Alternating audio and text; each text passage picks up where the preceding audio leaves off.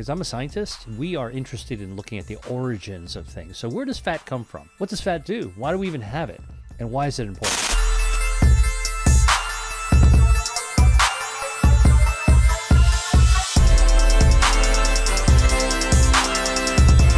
I'm just so blown away by your new book, and it's a topic that's obviously a big part of our kind of social lexicon, diet.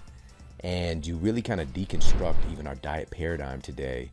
And I'm not saying this is an anti-diet book, but by saying eat to beat your diet is quite a big statement. I'll tell you, it is an anti-diet book.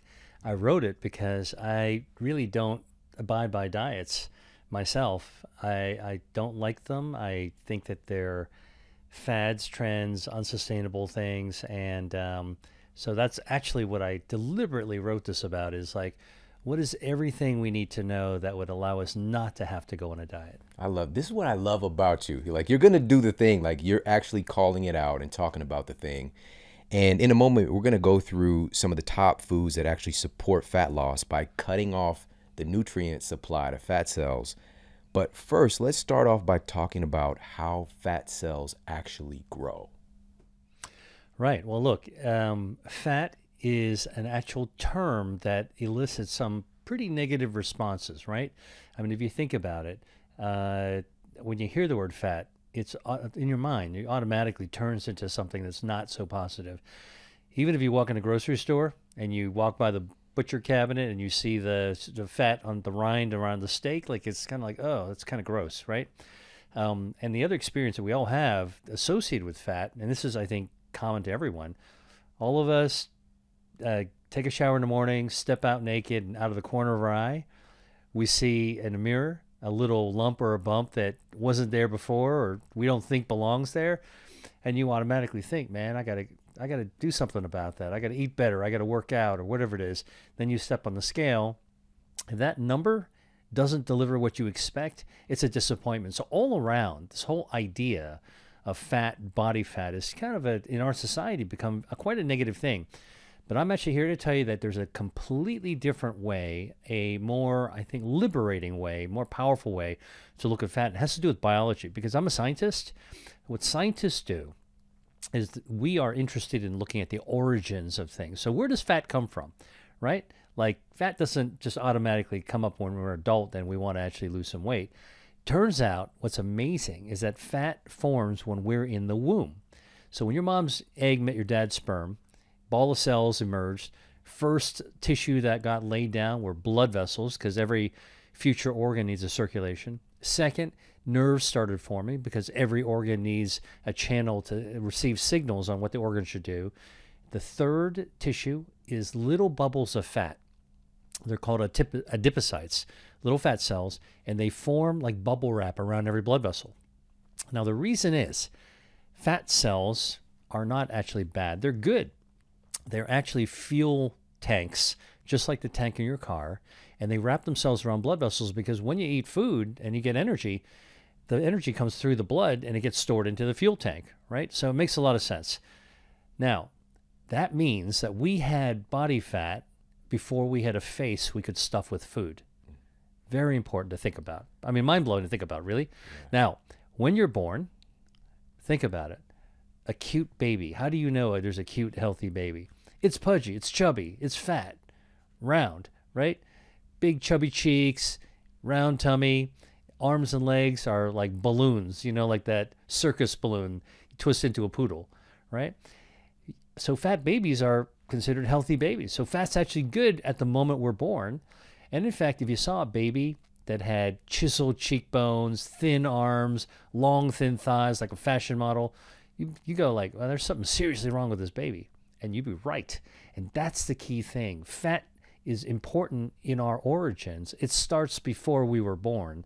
And so the real new science about fat and the new science about your metabolism tracks back into this origin. So the question is, what does fat do? Why do we even have it? And why is it important? Yeah. Oh, man, it's so fascinating. I love this because we have to reframe something that has been so vilified in our culture, and in some aspects, rightfully so. But if we don't, oftentimes we're fighting against something we don't understand, and also trying to hate our way into fitness. And so creating a new relationship and value and understanding with fat has been a big mission of mine as well. And yeah, and I know, again, having someone like you as an ally in this, because it really starts with education. And now we get into a place, so we know the beginning, the origins of fat and why it's so valuable. It's helped us to evolve as a species and not need to have like a funnel of food going in all the time, because fat is there to do its job. Now let's talk about what happens when we become, quote, over fat, or fat cells begin to grow abnormally. How does that process work? How are fat cells growing in the first place? Does this have something to do with that first thing that develops, blood vessels? Yeah, so let me kind of put a little story together first to talk about how fat helps us. And that's really the best way to start, I think, this conversation is, what is fat doing? Why do we need it? Why does it form so early? And it actually has completely to do with our metabolism, which is what my new book is really about. It's not a diet book. It's really a metabolism book, and it's really the new science of the metabolism. So to break it down and to understand why excess fat is so damaging to our health and compromises our fitness, let's reel it back just a little bit to say, okay, how does normal fat, first of all, what does normal fat do? Normal fat, first I mentioned to you, is a fuel tank. It literally is a canister, a jerry can, to be able to store fuel that we eat. Just like if you had a car and you're driving around, you need your engine to run smoothly on gasoline. What do? You look at the fuel gauge. When your fuel gauge runs low, runs towards empty, you pull over to the filling station, pull out the nozzle, plug it into the car, and press the handle, and you actually fill up the tank. When the tank is filled, there's a click, and that's it, and you put it back, and you drive off with a full tank, right? So our body is kind of like a car engine. That's how our metabolism works, how it actually gets energy. And so the engine of our body needs fuel the same way as a car. Now, when our fuel gauge, which we sense in our brain, runs low, all right, what do? We don't go to the filling station. We pull over to the dinner table, to the restaurant, to the refrigerator, the pantry, right? That's how we actually pull over. And we put we load up on fuel. Our fuel is food, all right? That's our energy. Some people call it calories. I don't want people to get distracted on the whole topic of calories, because it's become such a fixation. But we just call it calories, but let's call it fuel. And so what happens is that when we eat, the fuel goes into our body, and our body produces a hormone called insulin. Insulin is a hormone that basically says, oh, you got some fuel? You're eating? Let's pull that energy into our function so we have enough fuel, just like you would when you're filling up a car. And then anything extra that you don't need at that moment to keep running your body, your engine, it gets stored away. And it's smart that we're storing it away, because when we're not eating, we need to draw down from it, right? It's our storage. So where does it store it? It stores it in body fat. So what does it do? It takes those the food that we eat, goes into our stomach, absorbed in our bloodstream. That energy, the fuel, actually is stored with insulin's help into little fat cells. Those little fat cells with a bubble wrap that form when we were in our mom's womb. Okay, and it just stores up. It's loaded up. Okay, it's our fuel tanks. Now, when we actually are not eating, when our insulin goes down, our body normally can draw down from that extra fuel, and it reaches for the fuel tanks. It just empties it out. Normal fat cells are not big. They're tiny. And when you load them up, they get a little bit bigger. It's like a water balloon that you fill up halfway, and then you stop. You can just squirt that water. You can draw it out from that water. But what happens when you overeat? It's like going to the filling station, and imagine if you were pumping gas and that clicker didn't stop the gas from flowing when your tank is full. Imagine what would happen, right? Gas keeps on pumping up. Gas tank fills up, but now it continues to overflow. Gas comes out of the side, runs down the side, around the tires, around your shoes, and now you are standing in this dangerous, flammable mess. Now, in our bodies, when we're fueling up, we don't have the clicker to stop us from eating. So we can keep on eating, all right? And we can overload and overfill our tanks. In our body, it doesn't run down around our shoes. What happens, our body has to pack it away in fat. So those little fat cells get bigger and bigger and bigger. They get stretched to their max. All right. And if you keep on eating and you still got more fuel, guess what? The body's got to make more fuel tanks. Now you take stem cells and you make another fuel tank, another fat cell, and that gets filled up, and you still got more fat. got to make another one, keep on cloning it. And that's why overeating, overloading our bodies with fuel, that habit that too many people practice. I mean, it's a kind of a hallmark of modern society and lots of other complexities, right? There's a psychological component. There's all kinds of marketing forces that can actually make us do this. Overloads our body, and so then the fat actually gets bigger and bigger and bigger. Now, what's the connection to blood vessels? Well, fat is an actual organ in the body, and it means it needs a blood supply. So, and I'll tell you why it's an organ in a second, but it needs a blood supply. And so when fat starts to clone itself because you need more fuel tanks, because you got too much fuel, and it keeps on getting bigger and bigger and fat, and it starts to fill up more and more. The faster it grows, the more blood supply it needs. But if it can't grow its own blood supply quickly enough, what happens is that in this giant expanding mass, the center of that mass is starved of oxygen. It starts to die. It's called hypoxia, not enough oxygen. All right. And when that happens, the fat becomes inflamed. Inflammatory cells infiltrate that fat. And we see this even in cancers that are trying to expand. They can't grow enough of a blood supply, starts to die in the middle. Once you have inflammation and hypoxia inside a mass of fat, you completely derail your metabolism. And you derail many other hormonal systems as well, and it sets you up for harm. So, the answer to your question, what happens and why does it happen and what's the connection to blood vessels? That's a simple way to think about the fact that when we eat, we're loading up our fuel. When we overeat, we have to keep on loading it up, and it's going to create more fat. When that fat grows too big, it's going to start to die in the middle of the mass. Can't grow enough blood supply. It starts to kind of go bad, hypoxic, and that starts to trigger to all kinds of problems downstream. This is fascinating. So again, this is something we see experientially on the surface, but to understand what's happening with our fat cells. So number one, they're getting filled up with content, right? And so they're expanding their volume. And our fat cells can actually expand their volume hundreds of times their size. But at a point, they're going to start to replicate as well. So that's talking about the stem cells, which we'll get more into in this episode for sure. And so now we're making copies, but all of these blood vessels, so we've got the filling up of content, but with the blood vessels, they also need to create more blood vessels, angiogenesis. That's right. So they can get a fuel supply, an oxygen supply, nutrient supply, so that they can keep growing in the first place. Exactly. Now, the question is, with this process happening, with them just pulling in more and more fuel and growing in size, are there foods that can actually restrict these fat cells from growing / cut off their nutrient supply so they won't continue to get as big? Yeah, before we talk about fuels, let me just foods, let me just say that actually our body has its own kind of like regulatory switch. So here's the thing. We talked about insulin that rises in the body as a response to eating. Basically, food's coming in, energy's coming in, your body senses it, it makes this hormone, insulin, and insulin actually helps to draw that energy into regular cells as well as store it into fat. Now, here's something really important about normal healthy fat. Now, I'm going to talk a little bit more about normal healthy because understanding the normal allows us to understand the abnormal. If you just jump to kind of like the demon, all right, then you miss the good guy part of it, right? This is just like, kind of like it's not black and white. There's a transition where fat is good until there's too much of it, and then it actually becomes harmful. And what we want to do is respect our fat and tame it, not vilify it, and not try to cut it out, suck it out, and poison it. So normal fat, I mentioned, is an organ, and that organ is an endocrine organ. It's actually like a thyroid, like a pancreas, like an adrenal gland. And this is quite amazing to think about fat as an actual organ.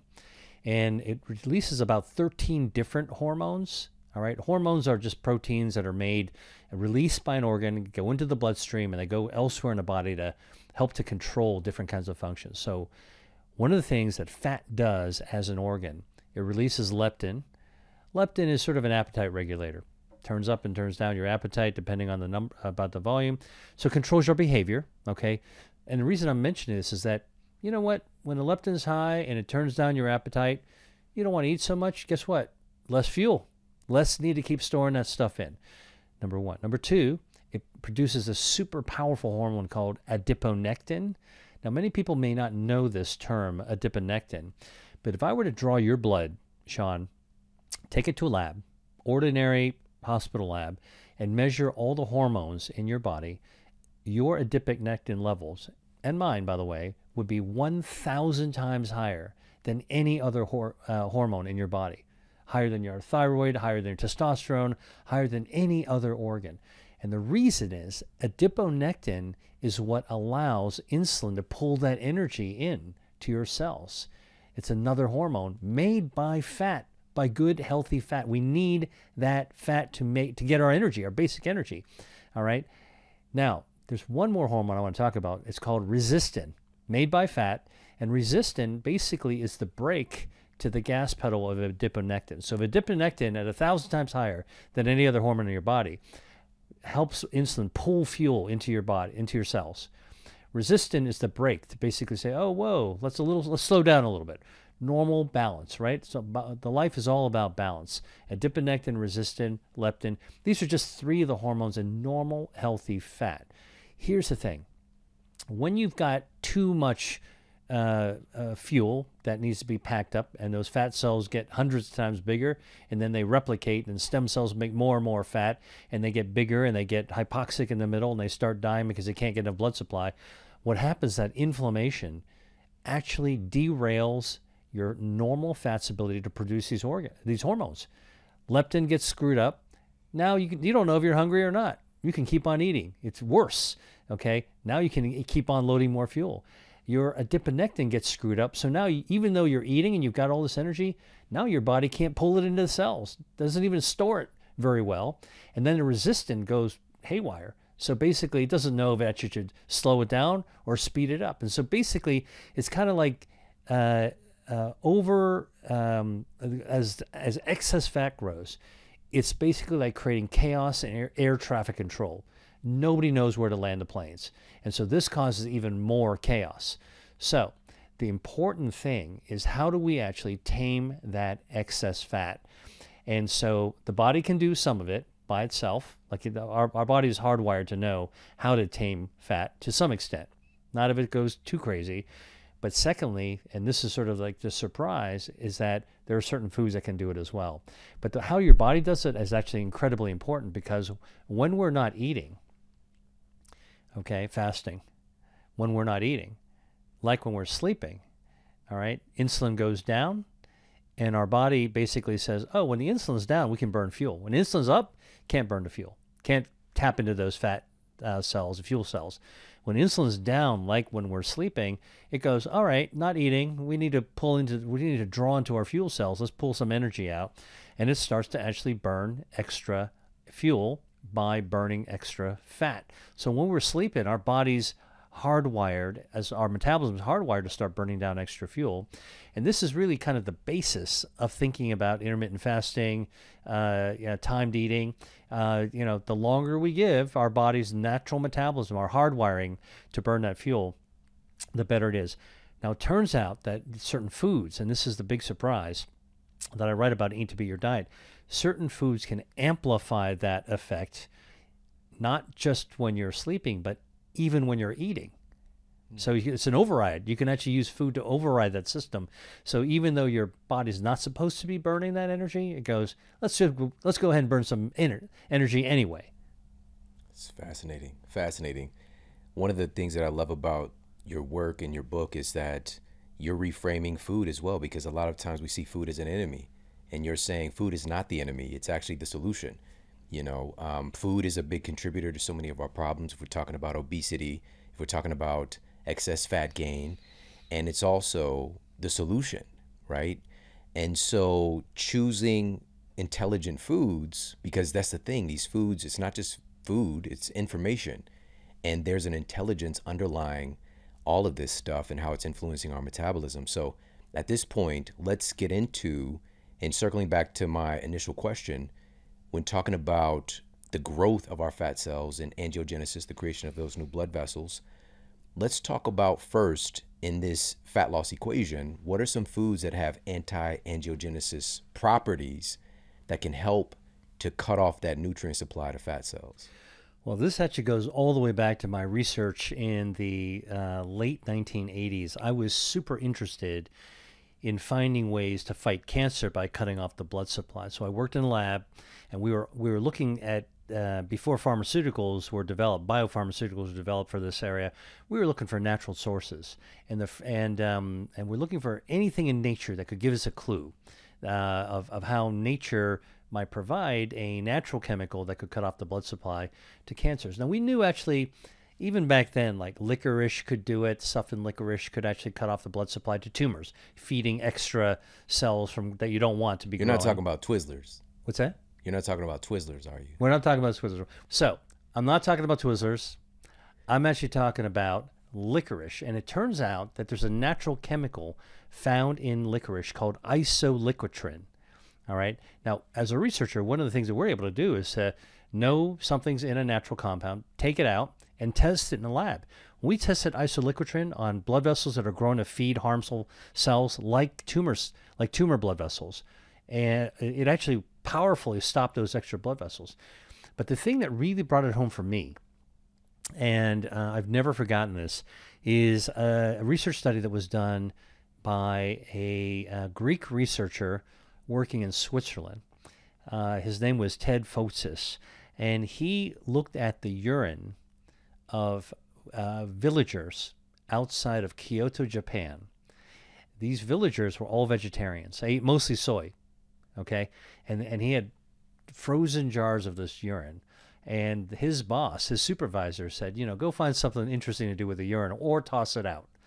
So he went to look for hormones inside the urine, thinking that he was an endocrinologist. So he was interested in looking at hormones. When he ran the urine underneath this thing called a mass spectrometry, okay, you see these spikes. And he found a spike that didn't belong in the human. And it only came from the soybean. And it was a spike of genistein. So he cut out that spike, which we can do in the lab, and he tested it on blood vessels that would be feeding cancer. It immediately stopped those blood vessels from growing. And so this was to discover that genistein found in plant-based foods like soybeans could actually be anti-angiogenic, and they could cut off the blood supply feeding cancers.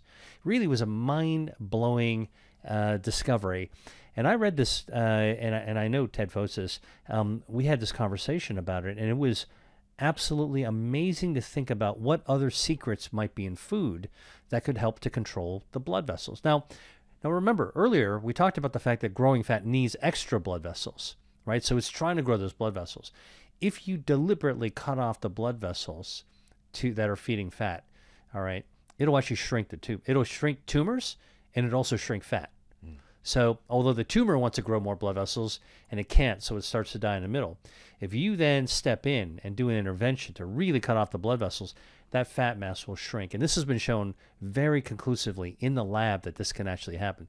Green tea, the catechins, EGCG, powerful anti-angiogenic, can cut off the blood supply feeding tumors, can cut off the blood supply feeding fat as well. So one of the reasons I really came up to this whole idea of body fat is not only my background in this research, thinking about, well, maybe fat growing the way that we talked about, cloning itself, getting bigger and bigger and bigger, hypoxic in the middle. That, to me, resembles a tumor exactly. And so the question is, could we tame the tumor by taming the blood supply? And I remembered the work that was done earlier, and it turns out that many of the foods that I wrote about in my first book that are anti-angiogenic, my first book being Eat to Beat Disease, more than 300 foods, there's a whole chapter on anti-angiogenic, cancer-starving foods, or blood vessel taming foods. And I started to realize here was this whole opportunity to look at ways of taming our body fat as well. And the epidemiological study supports it. Wow. So obviously green tea, the thing is, first and foremost, these foods have been around for thousands of years and utilized by humans to great success. Today, however, our diets obviously have been altered so much. Ultra-processed foods is now the norm. And if you think about something like green tea and how many remarkable health benefits it has, now add another check to its boxes of benefits, which is supporting fat loss potentially. But one that is a little controversial here is soybeans. Now, I want to ask you the benefit seen here with potential cutting off that nutrient supply to fat cells and cancer cells with soybeans seen in the data. Are these soybeans the same thing as like eating a tofurkey? Well, first of all, I'm so glad you brought up about the normative status of ultra processed foods. A tofurkey could be really kind of considered an ultra processed food, right? Just like a lot of these plant based meats that are very carefully engineered to taste like meat, but they're actually manipulated in a factory to be able to do so. Um, the controversy really about soy is, I think it's an urban legend, is really what it is. This idea that, remember I told you the guy who was looking for this, he was studying hormones. And so he looked at genistein, he found this thing in soy because it's a phytoestrogen. So phytoestrogen means plant estrogen. And, many people believed for a long time that because some human breast cancers are stimulated by estrogen, that maybe soy would be dangerous because it has a phytoestrogen. Well-intentioned, I think perfectly natural connecting dots, except not scientifically correct. And this is where I come in as a scientist and as a doctor. I can tell you, if you looked at the chemical structure of human estrogen that could fuel breast cancer development, and you looked at phytoestrogen, plant estrogen from soybeans, they don't look anything alike. All right, they're two separate chemicals. And in fact, the plant estrogen will actually block the human estrogen. It's kind of like Mother Nature's tamoxifen, which is used to block human estrogen. And in fact, all the human studies, all the lab studies, all the epidemiological studies show that women who eat more soy, and the women who are at the highest risk for breast cancer problems are the women who already have breast cancer, that the more soy they eat, the lower their mortality. All right. And so this is completely opposite to what we think. I want to kind of clarify this. Phytoestrogens are not like human estrogens. They block human estrogens in a beneficial way. And so this well-intentioned connection that led to this urban legend that soy is dangerous actually just isn't true. Got it. Now, let's dissect soy, like what form we're eating the soy in versus soy dogs, soy milk, soy everything, soy nuggets, soy in tofurkey, the list goes on and on. Ultra processed versions versus what? Yeah, no, I mean, I think this is something that we need to all be very aware of now. Everyone knows that plant-based foods are healthier for you, but just because they come from a plant doesn't mean that they're necessarily healthy for you, right? And so you can take soy as a filler, as an additive, put into a factory, mix it into all this other kind of stuff, and ultra process it. That doesn't make it a healthy choice. Doesn't make it a healthy ingredient. Let's call it. I would say this whole idea of whole foods, minimally processed foods. I mean, if you make tofu, either firm tofu, silky tofu, the Asian traditions of making tofu. That's also a kind of processing, but it's very light processing. You don't actually have to extrude it and do all kinds of other things and mix it, mill it with other ingredients. So I encourage everyone to think, even if you are espousing or you're seeing a label of something that says plant-based, must be good for you, and you think must be good for you, look at the ingredient labels. Think about that product you're holding in your hand. If it's a nugget, if it's something you're popping in a microwave or a toaster oven, is that ultra processed? Does it come from a box or a can? Look at the ingredient labels. Is it clearly mixed with other things so that it really no longer resembles the actual whole food that it originated from? That should raise a red flag. Yeah, red flag. I love that. Red flag alert. And having that bias, because what's happening today is health washing, where we have a plant-based moniker, and then so that's like all systems go or free will on all these different products, and marketers are taking advantage of a well-intentioned drive towards health. Now, in this context, so you mentioned traditionally made tofu. What about fermented soy products? Fermented soy products are also another continuum of minimal processing because you're letting nature kind of process it, exposing to temperature and bacteria and changing its nature. I mean, fermented soy, soy paste, soybeans, Miso. miso. Oh, amazing! And also some of those Korean spicy pastes like gochujang. Like amazing, right? Those are actually probiotic soy products that are minimally processed, and they're actually wonderful condiments or wonderful accompaniments actually to food. So again, I think buyer beware. All these kinds of, from whole food to ultra processed, the continuum. Uh, Sort of take a look at the fact that minimal processing means that you're sort of letting nature present itself to you either in a completely unmanipulated way to naturally or minimally manipulating. I mean, look, if you cook food, you're processing it. And when you put it into a pan, you're processing it. So the key is that minimal processing is really not changing the fundamental nature. And that's what humans have been doing forever. Exactly. Ultra processing is, taking something that originates in the form of corn and then ends up being Lucky Charms.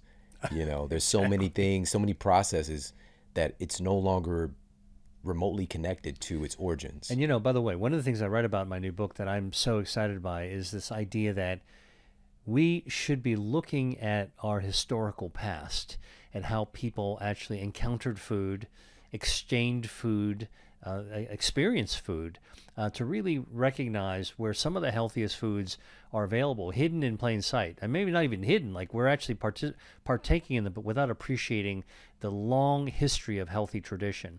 And so there's a whole chapter I read about a term that I use when I'm asked how I eat. Like people come up to me and say, Dr. Lee, how do you actually eat? What kind of diet are you on? And I basically say, I'm not on a diet. I don't really go for diets, but I do have a way of eating. My approach of eating, I call Mediterranean. And Mediterranean is really how I naturally do it. Like I have a Chinese background. I grew up eating Asian food. I lived in the Mediterranean in Italy and Greece. I've traveled there many, many times. So whenever I have a opportunity to choose food, I naturally gravitate for something in those genres. They're delicious. They come from the healthiest traditions. And what's interesting is, although I write in the book as sort of a new term, Mediterranean, it turns out that 2,000 years ago, people are already doing this. And the Mediterranean and Asian were connected by the Silk Road, the greatest trading route in human history. Covered thousands of miles. They're desert caravans. And along the way, people from the Mediterranean and people from Asia met each other, and they exchanged their food. They cooked together. They saw each other along the way, and they were carrying food from their own homelands to share and distribute and sell to other people. And so again, as you say, we've been doing this for thousands of years, literally. Wow, I love that the connection with the Silk Road. This could be called the Silky Diet. Silky diet. I love this so much. And so when you talked earlier about your research in cancer and the angiogenesis phenomenon, and then finding anti-angiogenesis properties in a variety of foods, the first thing I thought about was turmeric, because that's one of the things just, I don't know, maybe 10, 15 years ago, I was just shocked to see that there was data on this. I didn't know that that was a thing, that this could be effective in this conversation about cancer. Is that something that's going to apply with fat loss as well, if we're talking about turmeric? Yeah, so, turmeric has a natural chemical called curcumin. And again, I'm a scientist, so leave the tongue twisters to me. But just know that we've actually discovered some of the specific bioactives that are in these foods. Powerful anti-angiogenic.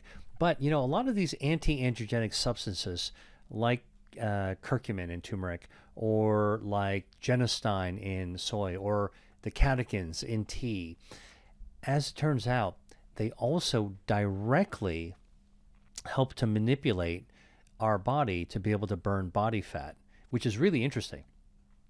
So this is sort of like multiple job descriptions, multitaskers. And that's the amazing thing that research is discovering. Like I study food as medicine now.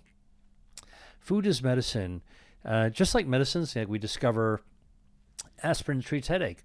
Oh, wait a minute, it actually can help to thin your blood, and actually helps to prevent heart attack and that kind of stuff.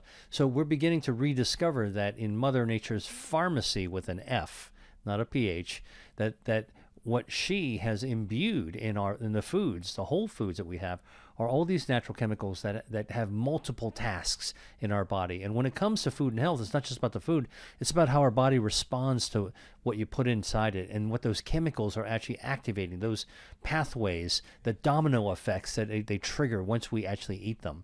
And some of the foods that actually cut off the blood supply to fat and cancers also turn on the engine of our metabolism to burn down harmful body fat. It's just like, it's not a one-trick pony. No. Like an isolated thing, the pharmacological method of looking at things today, that food has so many other benefits. I call food, like whole foods, as we're going this research, and as a food and medicine researcher, these foods that we're discovering are like Swiss Army knives. All right, they got all kinds of little new tricks that you didn't realize. Pull something out, it can do this and it can do that. Oh, wait a minute, there's another tool in there too. Oh my gosh, let's keep on pulling and discovering. That's why I think that in the health and wellness space, there are lots and lots of people talking about some real research, exciting research. We're talking about longevity, we're talking about better aging. We're talking about all kinds of different aspects of vitality. We're talking about metabolism. The key thing is not to oversell it, all right? And to realize that we're still at the beginning of this discovery. But even at the beginning, what we're finding is it's like opening the shades of your window. Like, it's jaw-dropping, it's mind-blowing what it is our foods can do for us if we make wise choices. Yeah. Now, in the book, you talk about the 5 defense systems, which you did in your first book, but now it's related to metabolism. And I love how you connected each and every one of these. Let's go through a few of them. One of them is the regeneration system. So let's talk about the regeneration system in regards to metabolism. Okay. Regeneration and metabolism is very, very important, and it actually starts with body fat, the healthy, normal body fat, because when we're born, we have, our bodies are formed with stem cells. When we're born, we have our excess stem cells that we didn't need to form ourselves. It's kind of like extra cans of paint that you bought to finish repainting a house. You always have some overage, right? So how much overage do we have in our stem cells at birth? About 75 million extra stem cells, all right? And what they do is, when we're born, cut the cord, right? This is why people talk about umbilical cord stem cells. Okay, you can harvest that if you want, but the body already has 75 million extras, and so your body immediately begins packing those stem cells away. Most of them go into our bone marrow, which is like the hollow center of all of our bones, and a lot of stem cells live there like bees in a hive. But the other place that the stem cells go to is a little in our skin. There's a little bit scattered in our heart and our brains. I mean, there's stem cells in a lot of places, but our body fat also has a lot of stem cells. And the reason is because those stem cells help our body create new fuel cells if we need more containers for extra fuel, right? It's kind of a survival thing over evolution. So stem cells we've known for a long time. By the way, the stem cells in fat are called ASCs, adipose stromal cells. I spent a lot of time working in this space, and for a really interesting way that I write about in my book. We really don't want stem cells in our fat to create much more extra fat. We don't need that most of the time. However, to study it, one of the things that some really, really brilliant cardiologists did is they were wondering, could we be borrowing those stem cells from body fat and using them somewhere else? Because stem cells are what we call context dependent. So if they're in fat, they'll make more fat. But if they're in another tissue, they'll make other tissues. So the cardiologist asks, what if you put them in a heart? All right. So can you imagine a cardiologist working with a plastic surgeon? Plastic surgeon does liposuction, sucks out the fat. All right. Now, what do you do with this jar of liposuction fat? I'll tell you as a researcher, I'll kind of like take away all the mystery on this. You put a little enzyme in there. Enzyme kind of dissolves the fat up and releases the cells separates the cells from the fat. You put it in something called a centrifuge. It spins around. All right. And when round and round she goes, and what happens is that the stem cells go to the bottom of the tube and the fat floats to the top of the tube. as fat should. And then when you stop the spinner, you pour off the fat, and now you got a tube with stem cells at the bottom. The plastic surgeon hands this tube to the cardiologist, who takes these stem cells, puts it in a catheter, okay, and then snakes it through your groin up into your heart of somebody who has heart disease and pops it right into the heart. So now stem cells from your fat go into your heart, and guess what happens? It grows new heart tissue. It grows blood vessels to feed the heart. Amazing. Not ready for prime time yet. This is not the strip mall, inject it in your knee kind of stem cell. This is like, I've been involved with this. I'm still involved with it. It's amazing to see some of the early success. Not ready for prime time yet. Okay, there's a lot more work needs to be done, but amazing. So one of the things I wanted to write about in the book, though, to show you just how powerful this is. I didn't want to talk about the heart part of it. This was my jaw dropper when I looked at it. Somebody did the same process of taking out liposuction fat, separating the stem cells in a young person in their 30s who was paralyzed from a neck injury, quadriplegic, can't move their arms, can't move their legs, paralyzed, game over, right? In terms of, I mean, it's a whole lifetime, 30 years, a lifetime of disability, a serious disability. So this was a patient in a clinical trial where they took his own fat stem cells and put them in a brand new place. They took him out of his fat, isolated him, and injected his fat stem cells into his spinal cord, right where it was broken, severed. And guess what? It grew new spinal cord. And pretty soon he started to be able to move his arms and his legs. Yeah. Unbelievable. So stem cells reside in fat, absolutely powerful. And so you can't be removing those stem cells, but there are certain foods you can eat that can actually prevent or slow down those stem cells from cloning themselves into brand new fat. So there's a dietary way to control it as well. You don't have to remove it and give them to another doctor. You can actually eat foods that will actually contain it. Things like olive oil has a substance called hydroxytyrosol, slows down adipose stromal stem cells from growing and cloning themselves. Omega-3, marine omega-3 fatty acid you find in seafood or dietary supplements will also do the same thing. Lycopene found in tomatoes, okay, and watermelon as an example, which also says lycopene, will actually kind of reprogram the stem cells to basically say, you know what, if you're thinking about making more fat, don't do it. Don't do it. I love that so much. I made a note in that particular chapter. Another one of those foods that you mentioned was goji berries. Goji berries also can actually reprogram stem cells. And goji berries, it's amazing. It's one of those continuum, like, you hear these days, you hear a lot about these medicinal foods that have been used in Asia for years, like cordyceps mushrooms, which I saw in the marketplace the other day. It's really cool. But goji berries are something very common as an herbal medicine. And I think that one of the things that we need to remember is that when we're borrowing and exploring fascinating food substances that have been used traditionally for thousands of years as medicine in other cultures, we should be just a little cautious that this doesn't mean that we can just be playing around with the substance. But goji berries, which I love to put goji berries in tea. If you mix it, goji berries with tea, put a date, a dried date in there, put some chrysanthemum flower in there, you kind of create this really nice herbal tea. You can put oolong tea or black tea, so you can actually find ways to extract some of these natural substances. Goji berries have bioactives like lutein and zeaxanthin, which is good for your vision. But some of these substances also reprogram your fat stem cells as well. Amazing, amazing. In Chinese medicine, it's one of the definitely top 5 things, but traditionally it's not like we might do today, which is snacking on goji berries. It's used in teas and being able to infuse different things together. For years I would take, maybe I'm doing a cordyceps tea, right, or reishi, and doing a decoction or, kind of boiling it down, adding some goji berries in there. Also, they add like a nice flavor note too. Yeah. Oh, yeah. As well.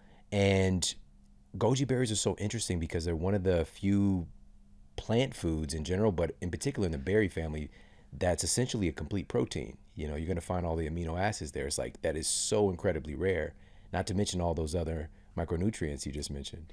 And that's what I'm saying is that instead of just buying a big bag, a sack of it, and snacking on it all day long, there's great wisdom in looking back at how traditionally they actually used it, whether they cooked it in a soup. I mean, you can put it in a beverage, you can put it in a tea, you can also cook it in a soup, and it also lends this really sophisticated, interesting flavor to chicken soup, for example, or vegetable soup. So the best thing about ingredients these days, Shawn, is that, I write in my new book about 150 ingredients that are shown with human research studies, along with their doses of foods that can activate your metabolism, burn down harmful body fat, and generally activate your health defenses as well. For people who may encounter a food that I talk about that they're not really sure what to do with, the wonderful thing today is that you can go onto the internet, you can search that food on Google, put recipe, okay, and put video. Click on the video, and you're going to have the search results. You'll have somebody passionate who's experienced teach you how to actually cook with it, and you'll have multiple choices and multiple videos to see. There's no more secrets on how to actually use these things, but try to go with sort of like learn something about how it was done for hundreds of years. Yeah. I love this. This is a way we can consciously choose our bias, okay? Because a lot of our biases obviously are unconscious, but I'm encouraging people, and as are you, to create a cognitive bias on what have humans been doing the longest, right? What have our ancestors been doing to get us to this place where we are such an evolved species and are the most complex, amazing brains and all these things? Because what we're doing today, with, according to the BMJ, about 60% of the average American's diet is ultra-processed foods now. Children, it's even higher than that. And we're making our brain cells literally out of this garbage, so getting a bias to where, number one, what have our ancestors done the longest? But the other thing is, how did they use these foods as well? So I love that. Let's talk about another one of these 5 defense systems that you cover in the book. And again, pick up the book like ASAP, because he breaks down and ties in these 5 defense systems in metabolism like none other. Another one of these is the DNA protection system. Why is this important in the context of metabolism? All right.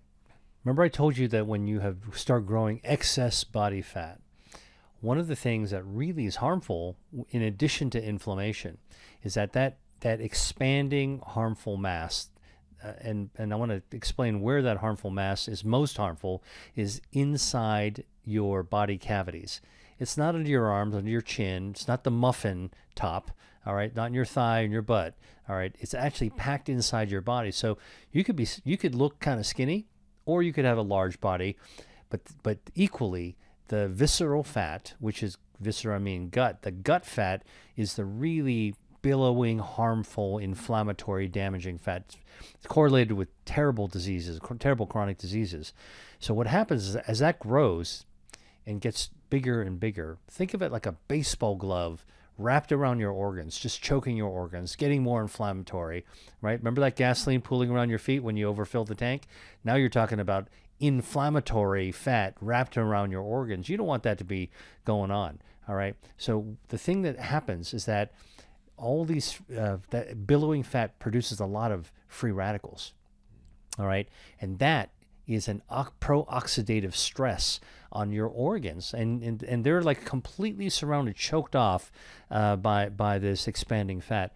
So the good news is our DNA, which is present in every single cell in our body and every organ, actually is capable of countering that damage to an extent. All right, and this is why ultimately what we need to do is control extra body fat to protect ourselves.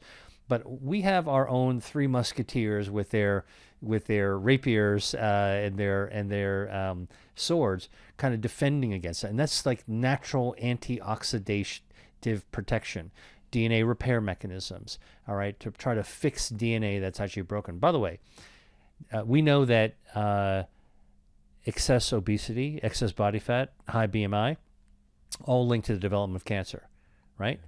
we know that cancer is caused by DNA mutations. This is the connection, all right? And we know that our body tries to protect ourselves as much as possible. It's a health defense.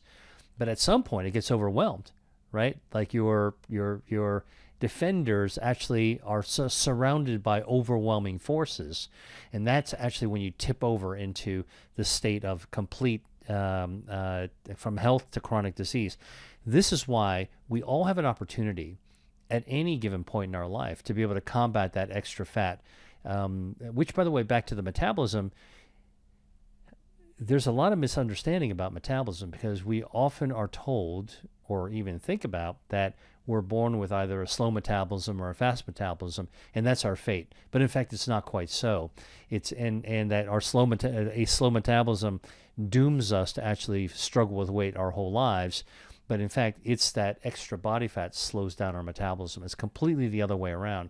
So by fighting extra body fat, allowing your body to do what it wants to do while you're not eating, and by eating foods that will naturally burn down that extra fuel and shrink those extra fat cells, what we're doing is unleashing our own operating system. The metabolism wants to actually be active in our body, and that's a good thing because it puts the power in our hands. Yeah.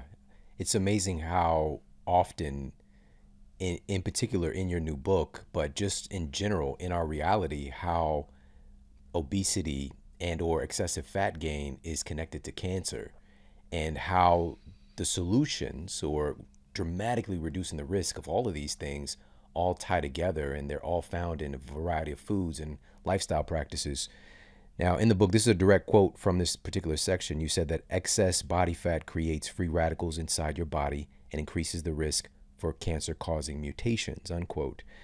And you also share some of the foods that can help to boost DNA repair and protect us against excessive fat gain and excessive potential with cancer.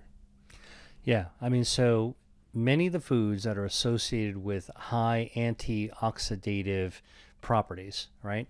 These are phytochemicals, these are flavonols, polyphenols, all actually are able to assist us. I mean, we talked about some of them already. Green tea, actually wonderful antioxidant properties, but it's really, think about it less as what you see on the label of somebody trying to sell you some, healthy, specifically healthy tea. But think about it as really just sort of boosting your natural health defenses, helping your DNA protect itself. Tomatoes, watermelon, they've got lycopene. They also are wonderful. How lycopene is so powerful that if you actually have a cup of tomato juice or have 2 slices of watermelon before you go out to the beach, like a couple of hours before. So have lunch, make sure you have some tomato juice or watermelon, a couple of slices of watermelon, average slices of watermelon. Before you go out to the beach, it'll actually protect your body from ultraviolet radiation damage from the sun that you're going to get on the beach by 60% just by having the lycopene in your system. And so this is actually how we can make some of these subtle and delicious, tasty choices that actually will help us as we navigate through our lives. And so it's no secret, I think, that, in the Mediterranean, many times you have a tomato salad at lunchtime before people go back out into the sun or to the beach. If you just think about today, when rates of skin cancer have just gone up exponentially in recent decades, it's just like something that was rare, earlier on in the history of our species, documented history.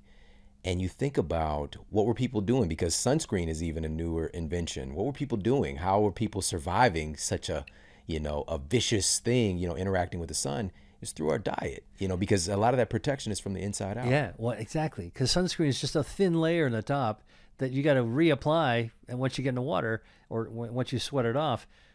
This type of protection, antioxidant protection, DNA protection from the inside out, takes advantage of your 40 trillion cells. It uses food to power it up even more, to be more vigorous on your behalf, and it protects you from the inside out. That's the way to go. Yeah. Another one of these foods that you mentioned is kiwis. Oh, yeah. In this context. All right. Look, kiwis you can find almost anywhere these days.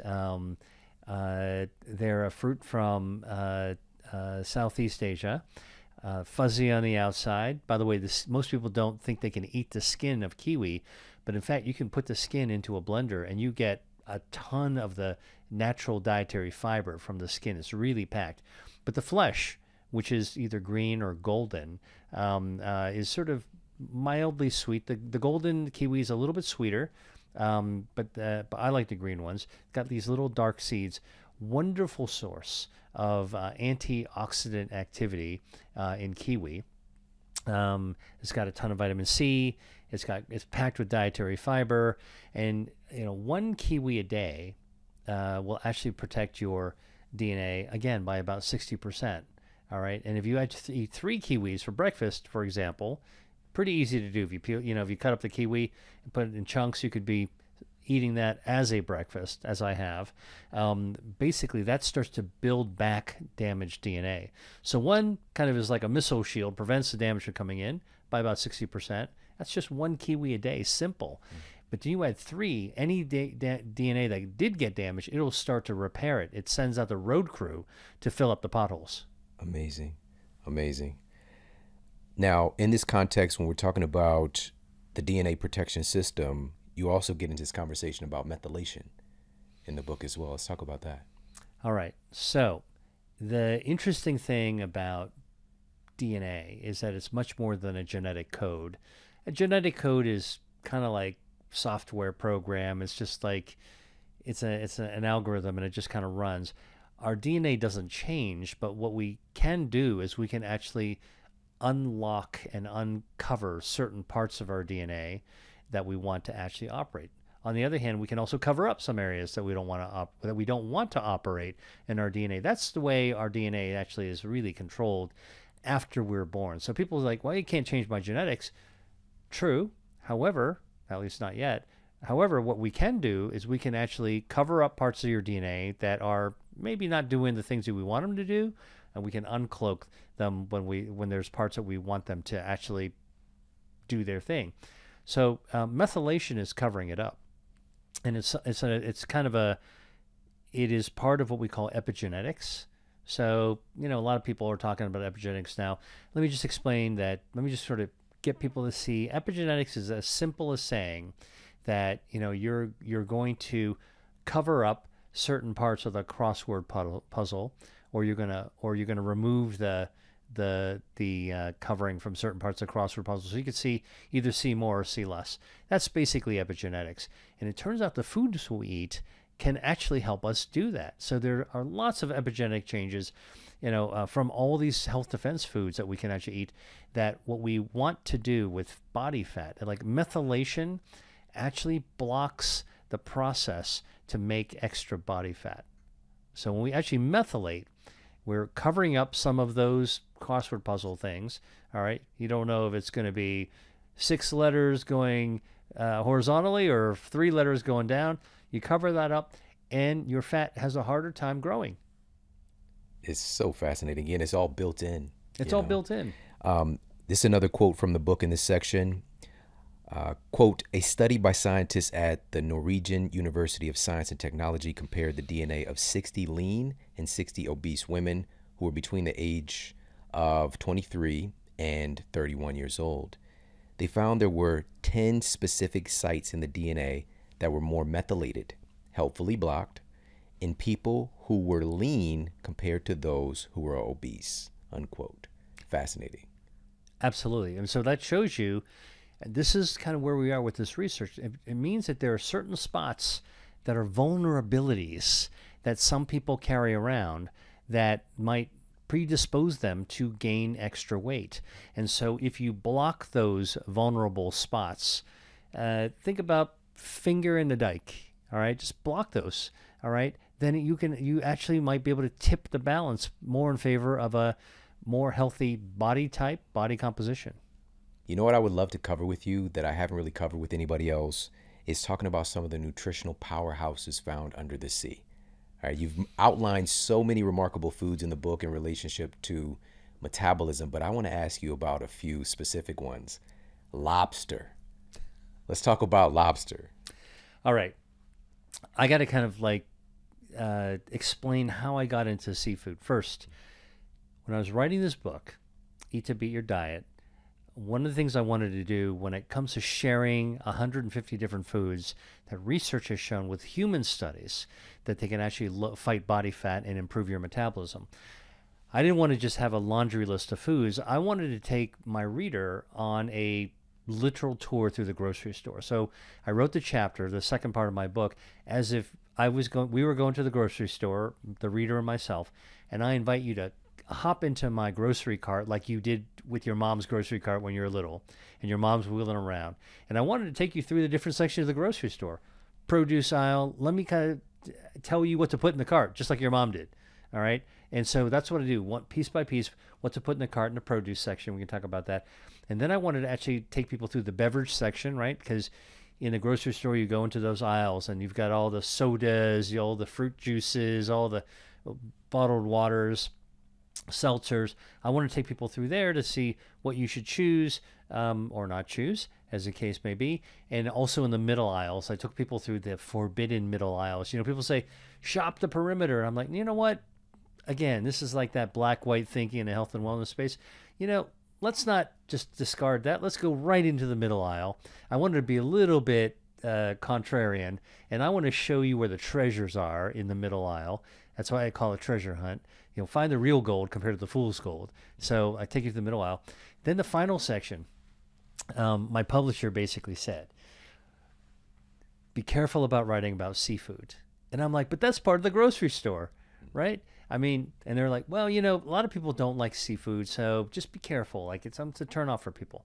And I'm like, wait a minute, what are you talking about? There are people that live along the tens of thousands of miles of coastline around the world that relish seafood. And I actually like seafood. So the fact of the matter is, if you're somebody who says, yeah, I don't like fish, I don't like shellfish, I don't like seafood, I'll tell you straight up front, it's because you haven't had it properly prepared yet.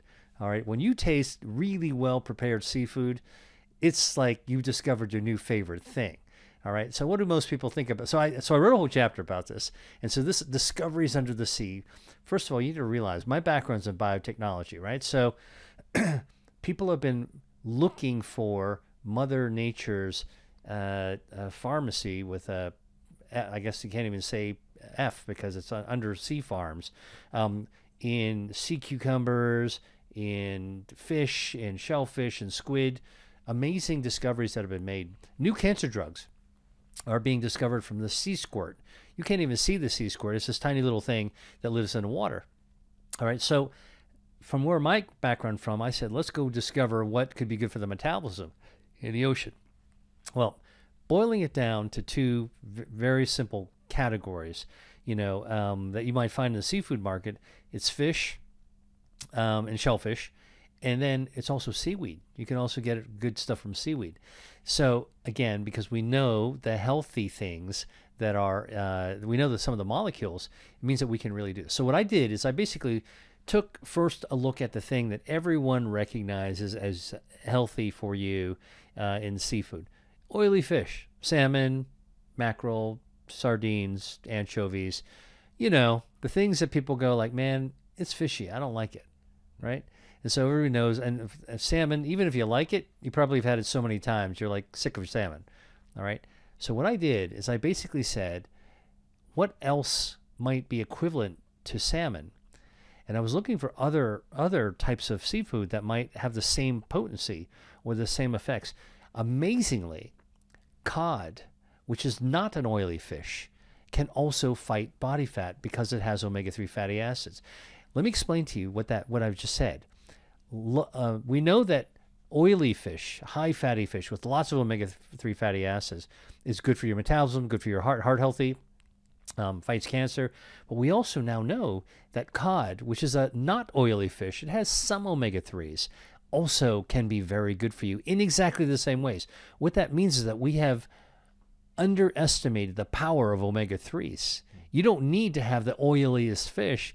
Even fish that has even some omega-3s at the level of cod is good. So what I did is I converted the cod levels of omega-3 across all kinds of seafoods that are eaten in the Mediterranean and in Asia that are considered staple seafoods, delicious seafoods, sometimes exotic seafoods. I wanted to push the envelope. You know, when people tell me don't do something, I'm like, all right, well, maybe that's a reason to actually really get into it. I get into some really exotic different seafoods. But bottom line is that there is an absolute amazing cornucopia of seafoods that can actually fight body fat. Amazing, amazing. So we got cod. You talk about sea bass in the book, but I want to go back to lobster. Okay. This crustacean. All right. So, turns out that lobster actually contains omega-3 fatty acids. And by the way, you know, omega-3 fatty acids originally come from plant-based foods of the sea. They come from plankton and algae. Okay, that's actually what makes the omega-3, and pretty much everything else in the sea eats that, starting with the smaller organisms and all the way up to, you know, the bigger fish on the food chain. Lobsters have omega-3s, and they retain them actually in their shell, in their meat, but their shell also has a bioactive called astaxanthin. Astaxanthin, which is also found in plankton and in some seaweeds, also is another bioactive. So if you have lobster bisque, lobster soup, you make that by boiling the shells. It turns out that red color that you get from bisque actually is caused by this natural bioactive dye called astaxanthin. All right? Shell, good for you. Meat, also good for you. So what I try to do is kind of convert the doses based on omega-3s that actually have had healthful effects for your metabolism. So cool. That astaxanthin, it's been found to be protective of the omega-3s. That's right. Well. They work hand in hand. Yeah, that's now you got this partnership, right? Yeah. And so, you know, I do think that by and large, plant-based foods are absolutely sort of the biggest category of foods that are healthful for our health defenses, for our metabolism, to help fight body fat, and so many other reasons, for the reasons that people have talked about before. But really an untapped area is this whole area of what's actually in our oceans, the sea. Yeah. There's one other I want to talk to you about, and I think this one is like people are really black or white about. Like they're either for or against. All right, bring it on. And this one's oysters. All right. Now, a lot of people, I think the common association for people who are into oysters is like, this is like aphrodisiac vibes, you know, it's more so for that kind of thing.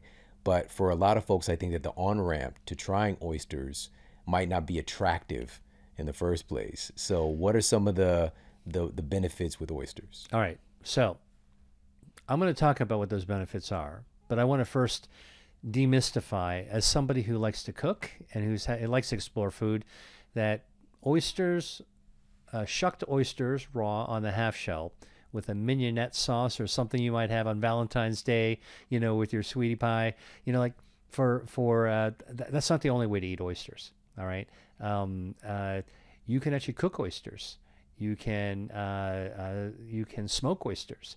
There are so many different ways that you can actually use oysters to create delicious foods that don't think about just the a half a dozen or a dozen oysters on ice shucked open. You might not shuck oysters you might not buy oysters in the shell to take home to shuck in your kitchen. That's a lot of work and it takes a little bit of skill, but you can actually buy oysters that are pre-shucked. Okay, and you can also buy. I'm sorry. Shuck up. That's shucked up, right? Yeah. So the point is, oysters are pretty versatile, much more versatile than we think. And that's the thing that I want to talk about, is that it's good to eat oysters. Now, what do they have in them? Turns out that let's address the aphrodisiac property first. Oysters are known to have a pretty high level of zinc. Zinc actually is connected to fertility. Zinc is connected to testosterone, and so I think the long-standing connection between eating oysters and aphrodisiac properties is really due to the zinc. And there's some zinc there. I think some of it's also mindset. You've gone on a date and you're having oysters. Both of them, you know, like what's coming. All right. Literally. Okay, keep it going. All right, we're getting into it. Yeah. We're going there. But actually, other things that are in oysters are amazing. There's polysaccharides. There's natural polysaccharides that are actually found in oysters that actually can boost your immune system, which is pretty amazing. They're anti-inflammatory and they boost your T cells, which is quite amazing. And in fact, you can even find those when you cook down oysters so they're caramelized. And when you know what you call that? You call that oyster sauce, which is a staple in Asian cooking, right? Yeah. Another way of having oysters that's not on a half shell. And then oysters have all these other, they also contain omega-3 fatty acids, lots of different ways to get the benefits from oysters. Now, you just tied in the last thing that I wanted to definitely cover with you today in these 5 defense systems connected to metabolism as well, which is the immune system. And I don't think a lot of times we think about the immune system being connected or influential over our metabolic health or vice versa. So how is this connected? All right. Well, first of all, our immune system, mostly in our gut, about 70% of our immune system is found inside our gut, in the walls of our gut, our intestines. So think of your intestines like a garden hose. If you cut that garden hose in half and you look down the cross section, you'll see in the wall of the garden hose, that's where 70% of our immune system lives. So not surprisingly, our gut microbiome actually speaks to our immune system, right? So our gut microbiome also talks to our metabolism. And so here is where gut health, which is a loose term that talks about a healthy ecosystem that our diet and lifestyle can actually have a lot of interaction with, is connected to our immune system. But surprisingly, up to 20% of our immune system is also found in our body fat. So that's a big surprise, right? Like, remember I told you our fat's an organ. It produces hormones. Our fat's also houses stem cells to make more of itself, but may be useful for other parts as well. And now the new science of our body fat and our metabolism tells us that actually our fat actually contains immunity as well. Now, when we develop extra body fat and it becomes pro-inflammatory and we derail our metabolism, our ability for our fat to send out immune cells is completely compromised. And this is why we need to really protect ourselves against the harms of extra body fat. So again, on a big picture level, all these correlations of bad chronic diseases that we struggle with in people who are overweight or obese, it starts to make perfect sense why that might be. Because good healthy levels of fat are perfectly fine, but excess body fat is really harmful. It can actually derail our immunity as well, suppresses our immunity. Now, one of the things that I think is really, really important to think about, and this has to do with what we now know about extra body fat, is how our how our metabolism, one of the things that's most important for us to understand is how our normal metabolism is hardwired. And this is really the soul of my book, is really the fact that new science of the metabolism teaches us that all human beings are born to run through 4 phases of metabolism throughout our entire life cycle. Okay, so, and this, by the way, is a discovery that was made only 2 years ago. So it's so spanking new that, and it's changed everything we know about human metabolism, that the old textbooks are being ripped up and thrown out the window, and the new ones haven't even been written yet. So this is research that is really, really jaw-droppingly important, because it changes our understanding of ourselves. Our own nature has been changed through this discovery. So let me explain, and I'll tell you how body fat fits into it, and then connect it back to immunity. So 2 years ago, there was a researcher named Herman Ponzer, who worked with 90 colleagues. This is like a 90-plus research team, big research team, across 20 countries, global, all right? And they studied 6,000 people. That's a lot of people, in exactly the same way. They studied their metabolism, and they studied people that were from 2 days old to 90 years old. That's the entire human lifespan. Think about how unusual that research project is designed. It's one of the most ambitious metabolism research studies ever undertaken in human history. And what's remarkable is they studied every individual from 2 days old to 90 years old in exactly the same way across 20 countries, which is awesome to me. What they did is they gave people a drink of water. It's the simplest thing that you could do, but they tweaked the water in a special way, the atoms of the water. Water is H2O. They tweaked the hydrogen, H, so that a little bit, and they tweaked the oxygen O a little bit so that you can measure it. So when they drank the water, their body metabolized the hydrogen and the oxygen, and they can measure the metabolism in the breath, what you're exhaling. They can measure it in the blood, how hydrogen and oxygen got manipulated, and that was measured in the urine. Standard research study. Again, 6,000 people, 20 countries, 2 days old to 90 years old. Most ambitious metabolism study ever undertaken in human history. And what do they find when they looked at the output for what human metabolism is in the beginning? All over the map. Everyone's readings were different. There was no way of making any sense of it, just like you might expect, right? Except we now live in the age of artificial intelligence and really supercomputing. So what they did is they developed an algorithm based on the size, the body size of the individual that they were studying, the 2-day-old versus a 90-year-old, and they were able to, in this algorithm, subtract the impact on metabolism of excess body fat, the very thing we were talking about. All right, and when they removed the excess body fat from every individual, every data point, and what they found from out of the sea of confusing result data, they found that every human went through 4 phases of metabolism. It was crystal clear. It was like uncloaking, the statue of David. It was just a lumpy thing over here. Nobody knows what's in it. You pull it out and you see crystal clear. Human beings are hardwired to go through 4 phases of metabolism from the time they were born until their end of life. And here's basically what those stages of phases are. The first stage, phase 1, is from when you're born all the way to your 1-year-old. Your metabolism is going up like a rocket ship to 50% above adult metabolism level. So babies are like firing up their engines big time. All right.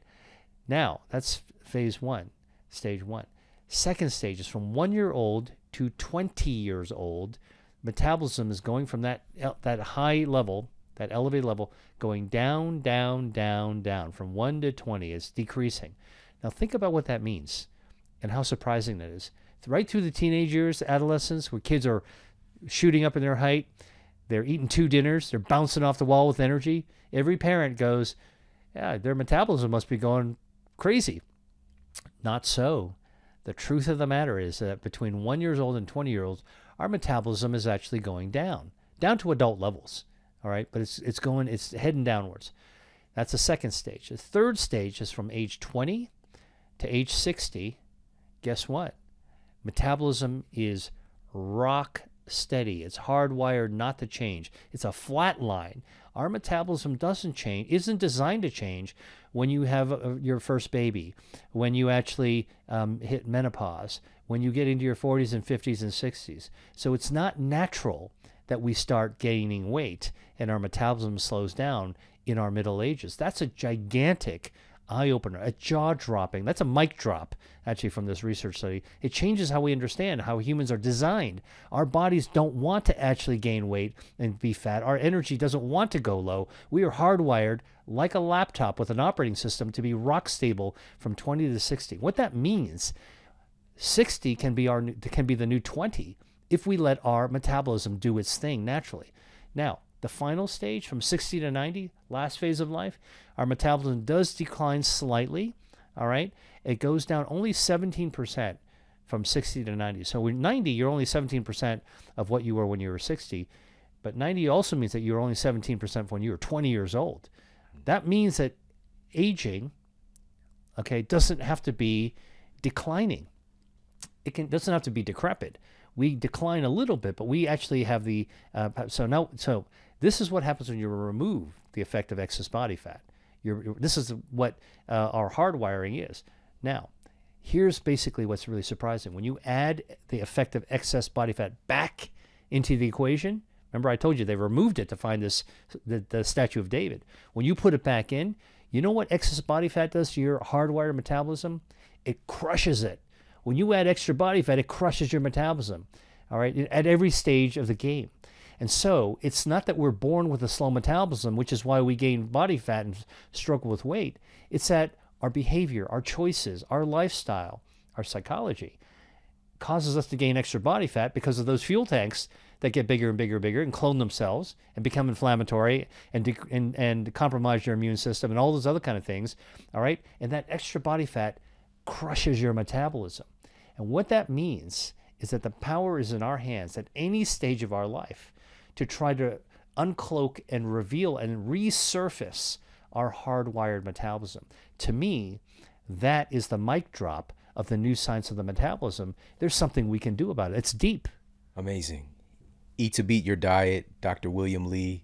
Thank you so much for putting this research together, and in most importantly, in an engaging way, in a way that makes sense for everybody, no matter where your education level is, your level of enthusiasm. You're going to be enthused when you start to read this book, because it becomes so approachable and attainable for all of us. And we're in the middle of multiple epidemics with our health as a species, but there are solutions, and they're built on principles of logic and of food, and also the secret sauce, the enjoyment of food along the way. Can you tell people where to pick up your book and to get more information from you? Well, anybody can learn about the continuous stream of information that I'm pumping out every single week. Come to my website. It's drwilliamli.com. I'm on social, Dr. William Li. I really make it my mission to get new information out whenever I can in different contexts that I share, but it's a free newsletter. I do master classes that people from around the world come. It's really thrilling to me when I do a master class and I ask where people are coming from, and they're coming from Kenya, and they're coming from the Philippines, and they're coming from Denmark, and they're coming across North America. And it's just really cool that we all share as humans this common interest in health and common interest in food. And of course, I teach these really deep dive master classes. Anybody who wants to really kind of get into it with me, I'm happy to bring you on my ship and co-pilot with you and show you actually how to get there. Hey, if you like this video, make sure to check out this video right here. Bacteria and viruses were talking to our mitochondria, talking to our brain, talking to our heart, but we didn't know the language. And thanks to some Nobel Prize winning work, that language was discovered.